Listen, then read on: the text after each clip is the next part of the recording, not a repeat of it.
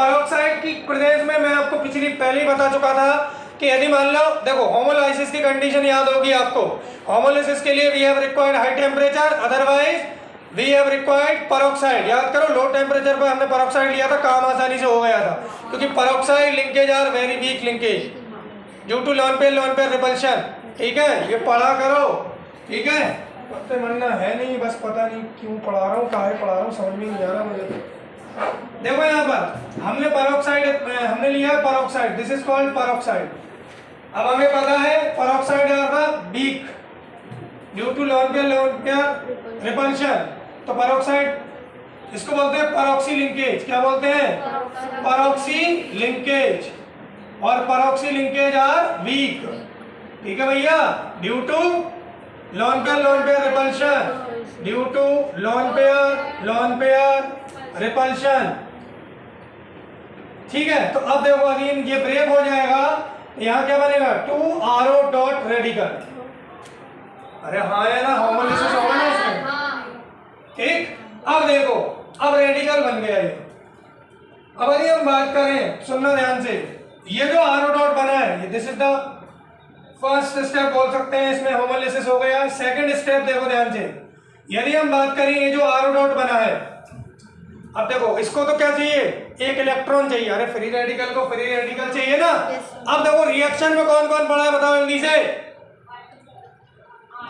HBr है, alkyne भी तो है ना भैया? ठीक है, अब बोलोगे नहीं तो यार फिर काम नहीं चलेगा। तो देखो क्या हो सकता है, देखो पॉसिबिलिटी क्या हो सकती है कि हो सकता है RO से चिपक जाए, क्योंकि देखो RO बना है ना, तो वापस से जुड़ जाए। पॉसिबिलिटी ये है कि नहीं है भाई? आप किसी कंटेनर में रिएक्शन करा रहे हैं तो वहां तो सब टाइप के मोल है ना, तो वहां तो खिचड़ी बनेगी। क्यों? क्योंकि जहां रेडिकल को रेडिकल मिलेगा वो तो टकराएगा रैंडमली, वो थोड़ी देखेगा। अब आप देखो, हो सकता है कि RO से चिपक जाए तो वापस से रिएक्शन नहीं पहुंच जाएगा, इसका मतलब रिएक्शन फिजिबल ही नहीं हुई। इसलिए सुनो, ये जो पेरोक्साइड होता है ना, इसे हम ट्रेसेस अमाउंट में लेते हैं। ट्रेसेस अमाउंट बोले तो बहुत कम अमाउंट में, ताकि यहां पे लिख देना ट्रेसेस अमाउंट। तो देखो इसका मतलब RO से तो नहीं, मतलब जुड़ेगा लेकिन उसके चांसेस कम है, क्योंकि हमने जो रिएक्टेंट कौन कौन से हैं? अल्कीन और HBr। यस और नो? अब आप देखो इसका मतलब, देखो अब इसके पास में एक तो है अल्कीन और दूसरा है HBr। ध्यान से सुनो, एक तो है हमारे पास में अल्कीन और एक है हमारे पास में HBr। बताओ कहां रेडिकल जनरेट करेगा ये? HBr। क्यों करेगा HBr पे generate?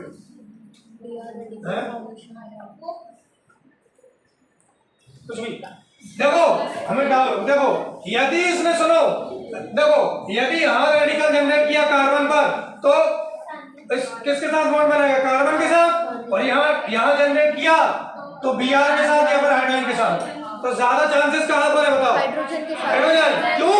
Due to small size ये स्ट्रॉन्गर बॉन्ड का फॉर्मेशन करेगा, इसीलिए इसके ज्यादा जो चांसेस होंगे टकराने के, वो किसके साथ होंगे भाई साहब? HBr के साथ। तो यहाँ रेडिकल बनेगा और यहाँ रेडिकल बनेगा। बोलो हाँ है ना?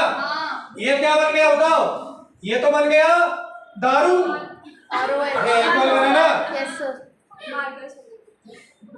यार। क्लास को डिस्टर्ब मत किया करो यार।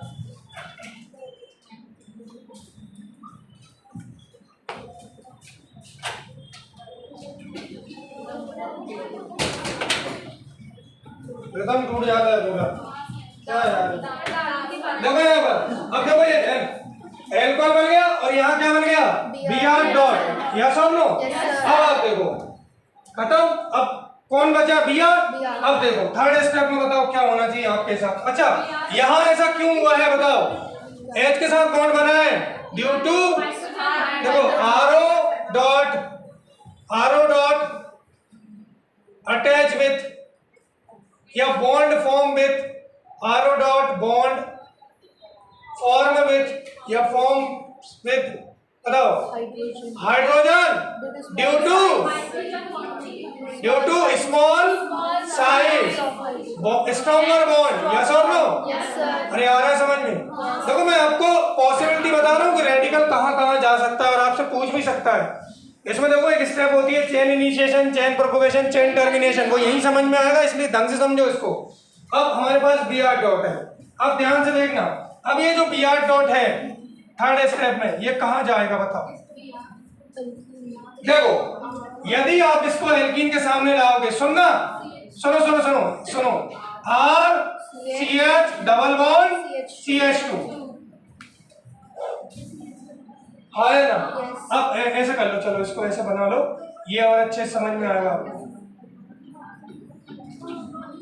देखो ध्यान से सुनो यार, ध्यान से सुनो, बातें बिल्कुल मत करो, समझो इंपॉर्टेंट है। अब देखो सुनना, एल्कीन से टकराए, या फिर ये भी तो हो सकता है कि B R dot H B R से टकरा जाए, क्योंकि वो भी तो, अरे भैया वो भी तो एक्सेस अमाउंट में है। अब तुम देखो, यदि मैं तुम्हें बता रहा हूं यहां पर समझाने के लिए कि क्यों नहीं टकराएगा, क्योंकि यदि एच बी आर जो बी आर डॉट है वो एच बी आर से टकराया अभी, तो बॉन्ड किसके साथ बनाएगा? एच के साथ, ड्यू टू स्मॉल साइज, तो अगेन क्या बन गया? H B R, non productive step. अरे जितनी बार बी आर डॉट इससे टकराएगा तो एच बी आर होता रहेगा। This is called non productive step, समझ में आ रहा है? मैं पॉसिबिलिटी बता रहा हूँ क्यों वो एच बी आर से नहीं टकरा रहा है, क्योंकि एच बी आर से टकराएगा तो बार बार बताओ बनेगा तो क्या? बी आर डॉट, यही तो बनता जाएगा। तो इसका मतलब this is called non productive step. क्या ये प्रोडक्टिव स्टेप है क्या भैया? नहीं है, नॉन प्रोडक्टिव स्टेप। इसका मतलब अब ये, अब कोई ऑप्शन नहीं बचा बी आर के पास, अब वो एल्कीन से ही टकराएगा। आ रहा है समझ में? अच्छा बात आती है सर आर ओ डॉट से क्यों नहीं टकराया? क्योंकि R O dot again traces amount में है। अरे वो तो सब खिचड़ी रहेगी उसके अंदर, हम तो पॉसिबिलिटी देख रहे हैं।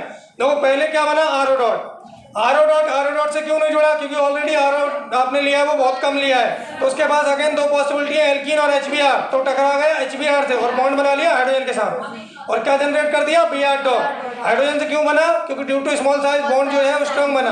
अब बी आर डॉट के पास फिर तीन पॉसिबिलिटी है, एक तो एच बी आर, एक आर ओ डॉट और एक alkene. R O dot again less quantity में, एच बी आर एक्सेस में है लेकिन नॉन प्रोडक्टिव स्टेप है, तो अब यही तो आएगा बेटा, यस और नो? अब देखो, अब यहाँ से बॉन्ड टूटा, मान लो होमोलिसिस होगा ना, तो देखो यहाँ दो पॉसिबिलिटी बनेगी। देखो एक तो ये R C H dot C H two B R, और दूसरी पॉसिबिलिटी होगी R C H B R C H two dot. अब आप बताओ, अब मैंने आपको बताया था this is called intermediate, free radical is intermediate, और रिएक्शन किस पर डिपेंड करती है? स्टेबिलिटी ऑफ इंटरमीडिएट, क्योंकि जितना ज्यादा आपका इंटरमीडिएट स्टेबल होगा बनने वाला प्रोडक्ट उतना ही में स्टेबल होगा। वहाँ कार्बोकेटाइन से याद करो अपन ने बनाया था, लेकिन वहाँ हाइड्रोजन पहले जोड़ा था तब कार्बोकेटाइन बना था। यहाँ देखो बी आर जोड़ रहा है, याद करो पहले लिखवाया था कि बी आर को ऐड करके फ्री रेडिकल बनेगा। तो कौन सा फ्री रेडिकल स्टेबल है? ऊपर वाला मोर स्टेबल और नीचे वाला लेस स्टेबल। इसीलिए देखो यहाँ जो रूल फॉलो हो रहा है, अंदर तो हमें पता लग रहा है ना स्टेबिलिटी से काम चल रहा है, रट्टा नहीं मारना। हमें पता है अंदर काम स्टेबिलिटी से ही हुआ है और वहां पर भी काम स्टेबिलिटी से ही हुआ था, लेकिन देखने में जब ओवरऑल हम देखते हैं तो हमें लगता है कि एडिशन एंटी मार्कनविक रूल के अकॉर्डिंग हुआ है। अरे आ रहा है समझ में? चलो यहाँ तक नोट करो, मैं आपको फोर्थ स्टेप लिखवाता हूँ, नोट करो।